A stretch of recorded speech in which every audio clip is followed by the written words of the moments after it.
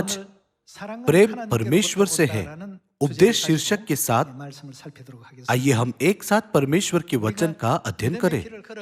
विश्वास के मार्ग पर चलते हुए हम कभी-कभी परमेश्वर के प्रेम की गहराई को पूरी तरह से समझे बिना केवल अपने होठों से प्रेम व्यक्त करते हैं। बेशक कुछ लोगों ने अपने हृदयों में परमेश्वर के प्रेम को अधिक समझा होगा, लेकिन चूंकि उन्हें परमेश्वर के प्रेम की पूरी समझ नहीं है, इसलिए उनका विश्वास किसी बिंदु पर बढ़ना बंद हो जाता है। इस कारण से आज आइए हम परमेश्वर के प्रेम के बारे में बाइबल की शिक्षाओं का अध्ययन करें। परमेश्वर के प्रेम के बारे में एक छोटी सी कहानी है। ईसाइयों में से कुछ कहते हैं, मैं अमीर बनने के लिए चर्च जाता हूं, या मैं चर्च जाता हूं क्योंकि यदि मैं परमेश्वर से बहुत प्रार्थना करूं तो वो मेरी शारीरिक कठिनाइयों का समाधान करेंगे। बहुत से लोग ऐसे कारणों से चर्च जाते हैं, लेकिन परमेश्वर अक्सर हमारी अपेक्षा की तुलना में हमारी प्रार्थनाओं का उत्तर थोड़ा अलग दिशा में देते हैं। हमें समझना चाहिए कि यह हमारे स्वयं के लाभ के लिए है। यह लघु कथा ऐसा ही सबक साझा करती है। कृपया मुझे इसे आपके लिए पढ़ने दीजिए। शीर्षक है, मैं परमेश्वर को धन्यवाद देता हूं।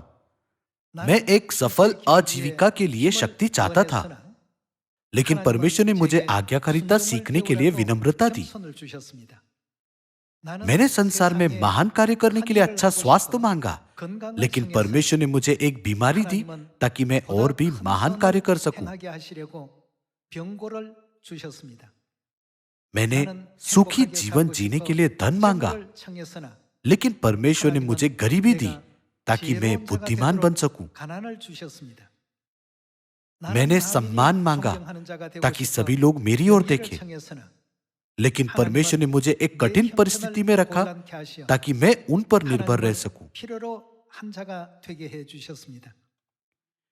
मैंने अकेलापन महसूस किया, इसलिए मैंने सांसारिक मित्रता मांगी, लेकिन परमेश्वर ने मुझे मानव जाति से प्रेम करने के लिए एक व्यापक हृदय दिया। मैंने अपने जीवन का आनंद लेने के लिए इस दुनिया के सुख मांगे, लेकिन परमेश्वर ने मुझे अपना जीवन ऐसे जीने की अनुमति दी जिससे दूसरे प्रसन्न हो। भले ही मुझे वे सांसारिक चीजें नहीं मिली जिनके लिए मैंने प्रार्थना की थी, लेकिन परमेश्वर ने हमेशा मुझे स्वर्ग की आशीषों को इकट्ठा करने का मार्ग प्रदान किया। हमेशा उदारता से देने के लिए मैं परमेश्वर को धन्यवाद देता हूं। उसने कहा, मैं अपनी सफलता के लिए बड़ी शक्ति चाहता था, लेकिन परमेश्वर ने मुझे दीन किया ताकि मैं आज्ञाकारिता सीख सकूं। मैं दुनिया में महान कार्य करना चाहता था, इसलिए मैंने परमेश्वर से स्वास्थ्य मांगा, लेकिन परमेश्वर ने मुझे एक बीमारी की अनुमति दी ताकि मैं और भी महान अर्थ को महसूस कर सकूं।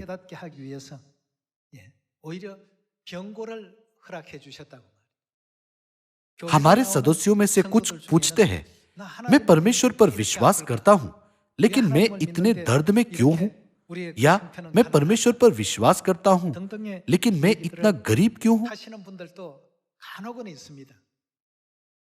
हालांकि हमें बनाने में परमेश्वर की कुछ इच्छा है। उत्पत्ति के अनुसार क्या परमेश्वर ने मानव जाति को अपने स्वरूप में नहीं बनाया? यूहन्ना अध्याय 5 आयत 17 में यीशु ने कहा, मेरे पिता अपनी सृष्टि के कार्य को पूरा करने के लिए अब तक काम कर रहे हैं। चूंकि हम सही मार्ग नहीं जानते हैं, इसलिए हम अपने सामने तत्काल वास्तविकता पर ध्यान केंद्रित करते हैं और परमेश्वर से मांगते हैं, कृपया मुझे अमीर बनाओ, या ओ परमेश्वर मुझे अधिकार दो। बाइबल हमें सिखाती है कि जब हम परमेश्वर से ऐसी सांसारिक इच्छाएं मांगते हैं, तो वह कभी-कभी हमें नम्र कर सकते हैं और हमें संसार में सबसे निचले स्थान पर रख सकते हैं।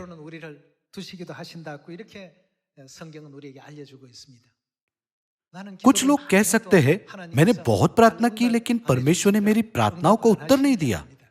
यह सच नहीं है। वह हमेशा हमारी प्रार्थनाओं का उत्तर देते हैं। उत्तर किसके लाभ के लिए दिए जाते हैं? परमेश्वर हमेशा हमें हमारी आत्माओं के लाभ के लिए हमारी प्रार्थनाओं का उत्तर देते हैं। हमें यह कभी नहीं भूलना चाहिए। हम खुद से जितना प्रेम करते हैं, उससे कहीं ज्यादा परमेश्वर हमेशा हमसे प्रेम करते हैं।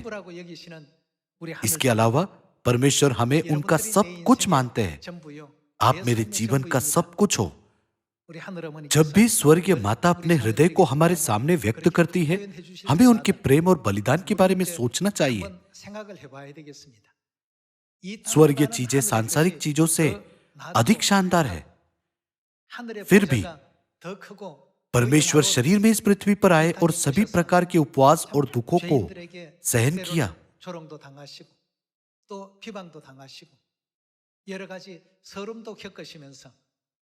स्वर्गीय पिता और स्वर्गीय माता जब भी हमें इस संसार की ओर जाते हुए देखते हैं, तो उनका दिल टूट जाता है। चूंकि हमने परमेश्वर के प्रेम को पूरी तरह से महसूस नहीं किया है, इसलिए हमने अपने सांसारिक स्वभाव को नहीं फेंका है और परमेश्वर के वचनों के द्वारा स्वयं को शुद्ध नहीं किया है। इसलिए वे हमारे लौटने की प्रतीक्षा करते हुए हमारे लिए प्रार्थना करते हैं। इसके लिए हमें हमारे पिता और माता को धन्यवाद और महिमा देनी चाहिए। मैं आपके लिए एक और कहानी पढ़ता हूं। यह कहानी हमें सोचने पर मजबूर करती है।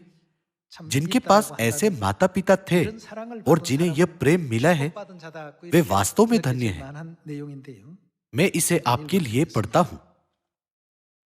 संयुक्त राज्य अमेरिका में एक कोरियाई बच्चा था जिसे एक सेवानिवृत्त पत्रकार ने गोद लिया था। उसके 2 भाई और एक बहन थी। वे अच्छी तरह से शिक्षित थे और एक ईमानदार जीवन जीते थे। हालांकि यह बच्चा अलग था। वह एक अच्छा लड़का हुआ करता था, लेकिन जैसे जैसे वह बड़ा होता गया, उसे एहसास हुआ कि उसके परिवार में वह अकेला है जिसकी त्वचा का रंग और बालों का रंग अलग है। फिर वह भटकने लगा। वह देर रात तक घर नहीं आता था, शराब पीता था, बदमाशों के साथ घूमता था और अक्सर लड़ाई करता था। हालांकि उसके दत्तक पिता ने प्रेम के साथ इंतजार किया और हमेशा उसके लौट आने के लिए प्रार्थना की। एक दिन बच्चा आंसुओं के साथ आया और कहा, क्यों मेरी त्वचा का रंग और बालों का रंग अलग है? मुझे समझ में नहीं आता कि मैं गैर जिम्मेदार माता पिता से क्यों पैदा हुआ हूं। अब मैं संयुक्त राज्य अमेरिका में हूं और मेरे दोस्तों द्वारा मेरी ठट्टा की जाती है। मैं वास्तव में मेरे माता पिता से नाराज हूं। मैं अब और नहीं जीना चाहता। यह सुनकर दत्तक पिता ने धीरे से कहा, मेरे प्यारे बेटे, तुम एक त्यागे हुए बच्चे नहीं हो, तुम एक अद्भुत माता के पुत्र हैं। उन्होंने तुम्हें बचाने के लिए अपनी जान दे दी। दत्तक पिता ने तब निम्नलिखित कहानी साझा की। कोरियाई युद्ध के दौरान उन्होंने अमेरिकी सेना के लिए एक पत्रकार के रूप में कार्य किया। जनवरी 4th रिट्रीट के दौरान उनकी टुकड़ी सियोल से डेजोन वापस चली गई। जैसे ही वे तेज हवा से गुजरे, कार चालक चिल्लाया, ओह, वो क्या है? और कार रोक दी। वहां उन्हें एक महिला का शव मिला जो लगभग नग्न था। उसने किसी चीज को पकड़ के रखा था और उससे कसकर लिपटी हुई थी, जैसे उसके हाथ में कोई कीमती खजाना हो। उसने अपने बच्चे को गर्म रखने के लिए अपने कपड़े उतार दिए थे। वह एक नवजात शिशु था जो मुश्किल से सांस ले रहा था। चूंकि वह माता के प्रेम से बहुत प्रभावित हुआ, तो उसने उसके लिए एक कब्र बनाई और बच्चे को अपने दत्तक पुत्र के रूप में संयुक्त राज्य अमेरिका ले आया। वह बच्चे ने यह कहानी सुनी तो वह शांत होकर बैठ गया और अपने कमरे में चला गया। उस दिन से बच्चा बदल गया। उसने लगन से पढ़ाई की और धीरे से सर्जन बन गया। उसने स्वेच्छा से एक सैन्य चिकित्सक के रूप में सेवा की और उसे कोरिया भेजा गया। वो ठंड के दिनों में कोरिया पहुंचा और अपनी माता की कब्र पर गया। उनकी कब्र के सामने उसने अपने कपड़े उतारे और पूरी रात रोता रहा। माता, उस दिन आपको बहुत ठंड लगी होगी, है ना? माता, यह पूरी कहानी है। जब हम कहानी को देखें तो बच्चे को एहसास हुआ कि उसकी जान बचाने के बाद उसकी माता की मृत्यु हो गई।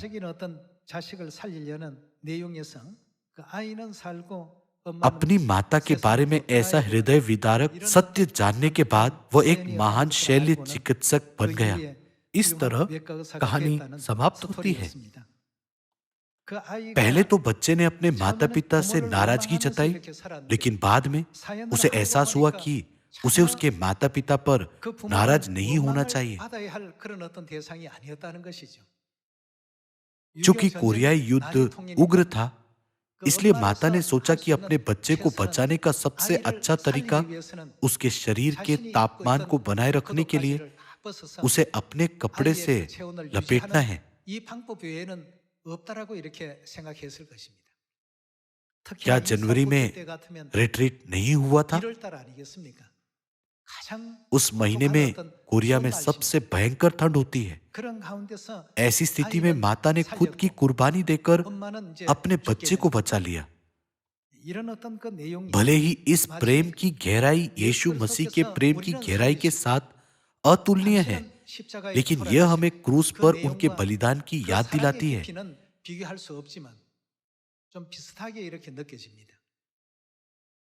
अपनी माता के बलिदान के बारे में सोचते हुए इस व्यक्ति ने बाद में अपना जीवन कैसे जिया होगा?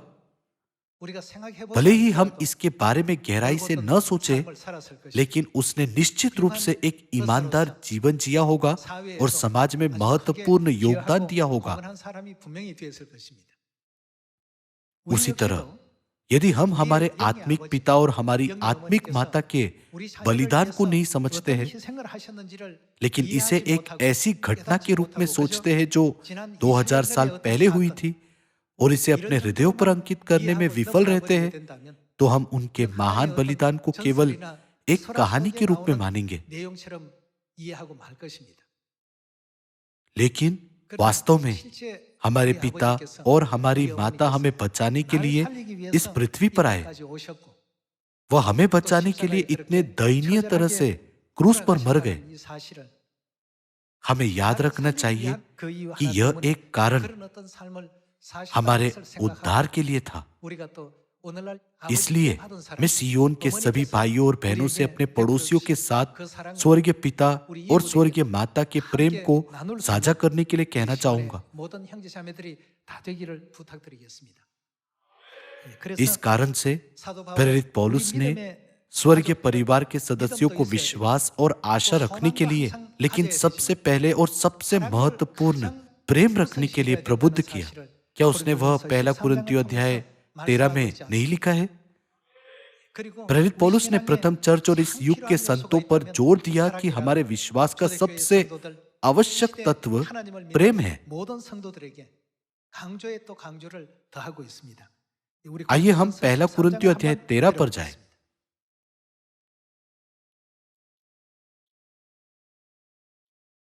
पहला कुरिन्थियों अध्याय 13 आयत 1। यदि मैं मनुष्यों और स्वर्गदूतों की बोलियां बोलूं और प्रेम न रखूं, तो मैं ठनठनाता हुआ पीतल और झनझनाती हुई झांझ हूं। और यदि मैं भविष्यवाणी कर सकूं और सब भेदों और सब प्रकार के ज्ञान को समझूं, और मुझे यहां तक पूरा विश्वास हो कि मैं पहाड़ों को हटा दूं, परंतु प्रेम न रखूं, तो मैं कुछ भी नहीं। यदि मैं अपनी संपूर्ण संपत्ति कंगालों को खिला दूं या अपनी देह जलाने के लिए दे दूं और प्रेम न रखूं, तो मुझे कुछ भी लाभ नहीं। बाइबल हमें सिखाती है कि जब हम अपने विश्वास के जीवन से प्रेम को बाहर कर देते हैं, तो हमारा विश्वास और आशा व्यर्थ है। आइए हम आयत 4 के साथ जारी रखें। प्रेम धीरजवंत है और कृपालु है। प्रेम ढा नहीं करता, प्रेम अपनी बड़ाई नहीं करता और फूलता नहीं। वह अनरीति नहीं चलता, वह अपनी भलाई नहीं चाहता, झुंझलाता नहीं, बुरा नहीं मानता, कुकर्म से आनंदित नहीं होता, परंतु सत्य से आनंदित होता है। वह सब बातें सह लेता है, सब बातों की प्रतीति करता है, सब बातों की आशा रखता है, सब बातों में धीरज धरता है। प्रेम कभी टलता नहीं। भविष्यवाणियां हो तो समाप्त हो जाएगी, भाषाएं हो तो जाती रहेगी, ज्ञान हो तो मिट जाएगा। सभी भविष्यवाणियां, भाषाएं और ज्ञान समय के साथ गायब हो जाते हैं, लेकिन एक चीज है जो अंत तक रहती है, वह है प्रेम। क्या परमेश्वर का राज्य प्रेम का राज्य नहीं है? बाइबल हमें सिखाती है कि प्रेम सदा के लिए रहता है। लिखा है कि वह समय आएगा जब सब कुछ मिट जाएगा। हालांकि प्रेम हमेशा के लिए रहेगा। आइए हम आयत 12 पर जाएं। अभी हमें दर्पण में धुंधला सा दिखाई देता है, परंतु उस समय आमने सामने देखेंगे। इस समय मेरा ज्ञान अधूरा है, परंतु उस समय ऐसी पूरी रीति से पहचानूंगा जैसा मैं पहचाना गया हूं।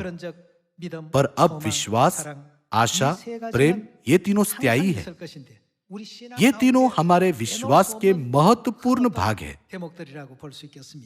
पर अब विश्वास, आशा, प्रेम ये तीनों स्थायी है, पर इनमें सबसे बड़ा क्या है? प्रेम है। आइए हम इस प्रेम के बारे में लूका अध्याय 10 आयत 25 में देखें।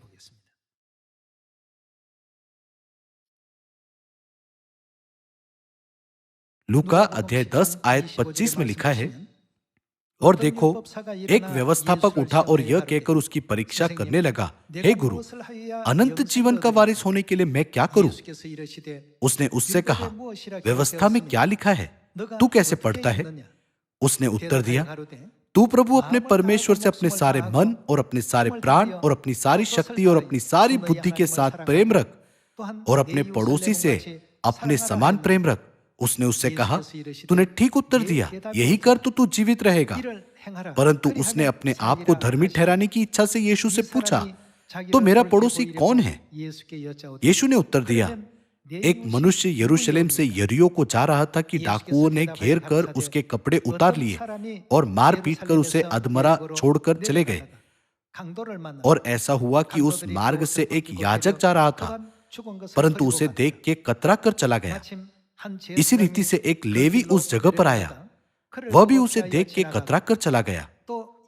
परंतु एक सामरी यात्री वहां आ निकला और उसे देखकर तरस खाया। उसने उसके पास आकर उसके घाव पर तेल और दाखरस डालकर पट्टियां बांधी और अपनी सवारी पर चढ़ाकर सराय में ले गया और उसकी सेवा टहल की। दूसरे दिन उसने 2 दिनार निकालकर सराय के मालिक को दिए और कहा, इसकी सेवा टहल करना, और जो कुछ तेरा और लगेगा वह मैं लौटने पर तुझे भर दूंगा। अब तेरी समझ में जो डाकुओं में गिर गया था, इन तीनों में से उसका पड़ोसी कौन ठहरा? उसने कहा, वह जिसने उस पर दया की। यीशु ने उससे कहा, जा, तू भी ऐसा ही कर। इस दृष्टांत में एक गहरा आत्मिक अर्थ है। क्या हमें इस दुनिया में रहते हुए दुनिया के सभी लोगों के साथ परमेश्वर के प्रेम को साझा करने में सक्षम नहीं होना चाहिए? तब आत्मिक प्रेम क्या है? यह वह प्रेम है जो मरने के लिए नियत सभी मानव जाति की अगुवाई जीवन के सत्य में करना है। चाहे वह आत्मिक प्रेम हो या शारीरिक प्रेम, यीशु ने दृष्टांत के द्वारा ईसाइयों को सिखाया कि दूसरों के साथ उसी प्रेम से व्यवहार करना जो उन्होंने परमेश्वर से सीखा है ना? याजक परमेश्वर के नियमों के अच्छे जानकार होते हैं। लेवी भी वैसे ही है, क्योंकि सभी याजक लेवी के गोत्र से आते हैं। भले ही वे व्यवस्थाओं को जानते थे, लेकिन उन्होंने कोई मदद नहीं की। मरती हुई आत्मा को बचाने के बजाय वे यह सोचकर अपनी प्रतिष्ठा के बारे में अधिक चिंतित थे कि यदि मैं इन लोगों के साथ शामिल हो जाऊं तो क्या मेरा जीवन असुविधाजनक नहीं हो जाएगा। परिणाम स्वरूप उन्होंने व्यक्ति की मृत्यु पर अधिक ध्यान नहीं दिया। हालांकि यात्रा पर होने के बावजूद सामरीस ने उस व्यक्ति को बचाने के लिए हर संभव प्रयास किया। यीशु ने पूछा, इन तीनों में से कौन उस मनुष्य का पड़ोसी ठहरा? यीशु ने हमें सिखाया कि जिसने उस पर दया की, यानी जिसने प्रेम को अभ्यास में लाया, वह सच्चा पड़ोसी है। हमें भी ऐसा ही करना चाहिए। दरअसल इसलिए हमें लगन से प्रचार करना चाहिए। इसके अलावा भले ही हम इस तरह की वास्तविक स्थिति का सामना करें, तो वहां से जाने के बजाय क्या हमें दयालु सामरी की तरह एक जीवन को बचाने के लिए हर संभव प्रयास नहीं करना चाहिए? क्या यीशु हमें यही नहीं सिखाना चाहते थे? परमेश्वर के सभी नियम बहुमूल्य हैं। हमें उन सभी को मानना चाहिए, लेकिन प्रेम के बिना सब कुछ व्यर्थ हो जाता है। बाइबल लगातार इस पर जोर देती है। हमें हमारे पिता और माता के प्रेम को समझना चाहिए, और वह प्रेम समझना चाहिए जो परमेश्वर ने हमें क्रूस पर दिखाया है। स्वर्गीय संतानों ने स्वर्ग में पाप किए और इस पृथ्वी पर गिरा दिए गए। भले ही हम ऐसी निराशाजनक स्थिति में थे, लेकिन क्या हम परमेश्वर के बहुमूल्य लहू के द्वारा स्वर्ग की आशा रखने में सक्षम नहीं है?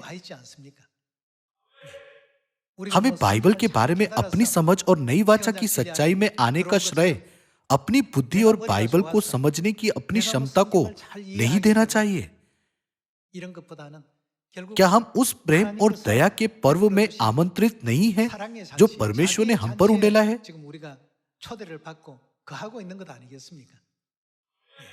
इसलिए आइए हम उनके अनुग्रह को कभी ना भूलें। कहानी में जो बच्चा कोरियाई युद्ध में बच गया, उसने उसे बचाने के लिए अपनी माता के बलिदान को महसूस किया। वह उनकी कब्र पर गया और रोया, जिस रात आपने मुझे बचाने के लिए संघर्ष किया, उस समय क्या आप आज की रात से भी ज्यादा ठंड में नहीं थे? वहां खड़े होकर उसने अपनी माता की तरह कपड़े उतारे। उसने कड़ाके की सर्दी में अत्यधिक दर्द महसूस किया जो एक क्षण के लिए भी असहनीय था। अपनी माता के बलिदान की सीमा को महसूस करने पर उसे अपनी माता पर अधिक गर्व हो सका। जब हम 2000 वर्ष पहले क्रूस पर परमेश्वर के बलिदान को देखते हैं और बाइबल के सभी अभिलेखों को देखते हैं जो हमें 6000 वर्षों के दौरान परमेश्वर के बलिदान के बारे में सिखाते हैं, तो हमें कभी भी परमेश्वर के प्रेम को हल्के में नहीं लेना चाहिए। आइए हम पहला यूहन्ना अध्याय 4 आयत 7 पर एक नजर डालें।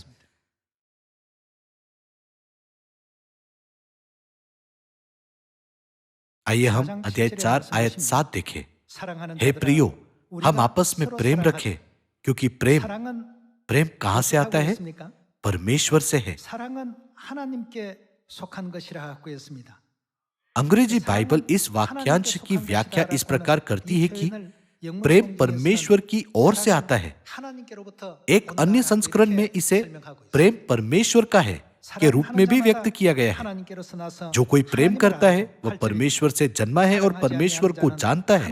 आयत 8, जो प्रेम नहीं रखता वह परमेश्वर को नहीं जानता, क्योंकि परमेश्वर प्रेम है।